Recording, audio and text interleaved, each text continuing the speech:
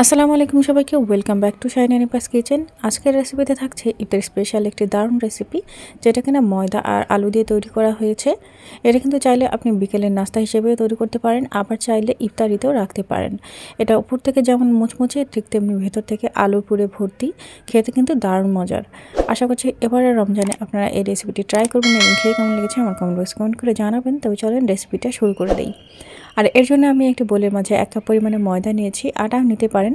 দিয়ে দিচ্ছি পরিমাণ মতো লবণ এবং সেই সাথে দিয়ে দিচ্ছি 1.5 টেবিল চামচ পরিমাণে সয়াবিন তেল।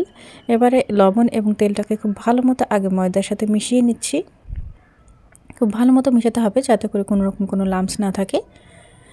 সব কিছু যখন মেশানো হয়ে যাবে, এবার আমি অল্প অল্প করে পানি দিয়ে একটি মসৃণ ডো তৈরি করে নিচ্ছি। আর দর্শক, আমার এই রেসিপিগুলো ভালো লেগে থাকলে অবশ্যই আমার চ্যানেলটিকে সাবস্ক্রাইব করে পাশে থাকা বেল আইকনটি ক্লিক করে দিবেন। আমাদের এই ডোটা তৈরি হয়ে গেছে, এবার আমি রেস্টে রেখে দিচ্ছি। এবারে আমি ভিতরের পুরটা তৈরি করে নেব। আর এর জন্য আমি আগে থেকে 4টি আলু সেদ্ধ করে রেখেছিলাম।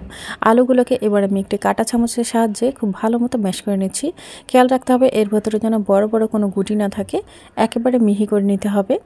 এবং এরপরে আমি এখানে বেশ কিছু উপকরণ দিয়ে দিচ্ছি, যেগুলোর কারণে এটা খেতে অনেক সুন্দর হবে। আর এর জন্য প্রথমে আমি দিয়ে দিচ্ছি পরিমাণ মতো লবণ। লবণটা একটু কম দিচ্ছি আমি, কারণ সয়া সস দিব এখানে। তারপরে দিয়ে দিচ্ছি শুকনো মরিচের গুঁড়ো, হলুদের গুঁড়ো সামান্য পরিমাণে, গরম মশলার গুঁড়ো দিয়ে দিলাম, আদার গুঁড়ো দিয়ে দিলাম এবং দিয়ে দিচ্ছি কাবাব মশলা 1 চা চামচ পরিমাণে। এই মশলাটা দিলে টেস্টটা বহুগুণে বেড়ে যায়। চাইলে কিন্তু এখানে চাট মশলাও দিতে পারেন। দিয়ে দিলাম 1 টেবিল চামচ পরিমাণে কর্নফ্লাওয়ার। এতে করে এর বাইন্ডিংসটা খুব সুন্দরভাবে তৈরি হবে। এবারে সব কিছুকে খুব ভালো মতো মাখিয়ে নিচ্ছি এবং এরই মাঝে আমাদের ময়দাটা কিন্তু রেডি হয়ে গেছে, বেশ সফট হয়ে গেছে। এবারে এখান থেকে আমি অর্ধেকটা লেচি কেটে নিচ্ছি এবং একটি গোল সাইজের রুটি বানিয়ে নিচ্ছি। দর্শক, আমার এই রেসিপিগুলো কিন্তু ভালো লেগে থাকলে, যদি পেজ থেকে দেখে থাকেন তাহলে অবশ্যই আমার পেজটিকে ফলো দিয়ে লাইক করে রাখবেন। আর যদি রেসিপিটি ভালো লেগে থাকে তাহলে অবশ্যই শেয়ার করে দিবেন।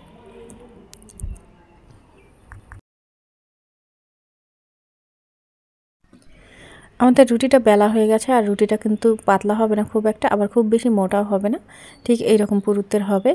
দর্শক, একটু খেয়াল করলেই বুঝতে পারবেন। এবারে আমি এই রুটির মাঝখানে একটি ছোট বাটি বসিয়ে দিচ্ছি এবং 4 সাইড দিয়ে আমি আলুর যে পুরটা রেডি করে রেখেছিলাম সেই পুরটাকে খুব সুন্দরভাবে বিছিয়ে দিচ্ছি। পুরটা যতদূর সম্ভব পাতলা করে বিছানোর চেষ্টা করতে হবে, খুব বেশি মোটা করা যাবে না, আবার একেবারে পাতলাও কিন্তু করা যাবে না। দর্শক, একটু খেয়াল করলে বুঝতে পারবেন আমি ঠিক কতটুকু পুরুতে এই আলুটা সম্পূর্ণ চারদিক দিয়ে বিছিয়ে দিয়েছি।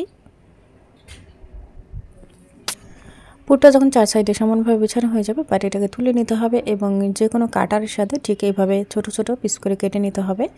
যদি চাকু থাকে তাহলে চাকু দিয়েও কেটে নিতে পারেন, আবার এরকম কাটার থাকলে কাটার দিয়েও কেটে নিতে পারেন। এবার আমি প্রত্যেকটা অংশকে এভাবে ভাঁজ করে নিচ্ছি। দর্শক, একটু খেয়াল করলে বুঝতে পারবেন মোটা সাইডটা থেকে ভাঁজ করে চিকনের দিকে যেতে হবে এবং চিকন সাইডটা একটু টেনে নিয়ে এভাবে বসিয়ে দিলে দেখবেন যে খুব সুন্দরভাবে সেট হয়ে যাচ্ছে এবং হাতের সাথে একটু এভাবে ডলে নিতে হবে যাতে করে পুরটা সম্পূর্ণভাবে সুন্দরভাবে সেট হতে পারে। এভাবে আমি সবগুলোকে তৈরি করে নিচ্ছি।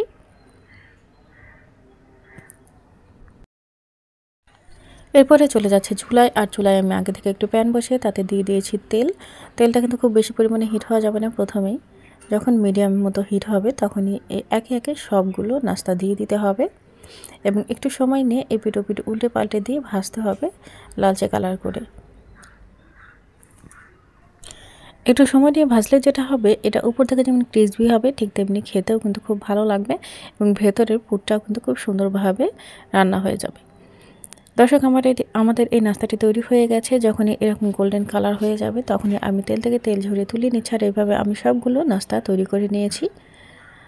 আর এই তো তৈরি হয়ে গেল দারুণ মজার ইফতার স্পেশাল একটি আলুর পুরের তৈরি নাস্তা, যেটা কিনা খেতে অসম্ভব মজার। অবশ্যই রেসিপিটি ট্রাই করবেন এবং খেয়ে কেমন লেগেছে আমার কমেন্ট করে জানাবেন। এই নাস্তাটি উপর থেকে যেমন ক্রিসপি, ঠিক তেমনি ভেতর থেকে কিন্তু অসম্ভব মজার, নরম তুলতুলে আলুর পুরে ভর্তি। তবে দর্শক, আজ এ পর্যন্তই। সামনের দিন আবার কোনো নতুন রেসিপি নিয়ে হাজির হবে। সে পর্যন্ত সবাই ভালো থাকবেন, আমার জন্য দোয়া রাখবেন। আল্লাহ হাফেজ।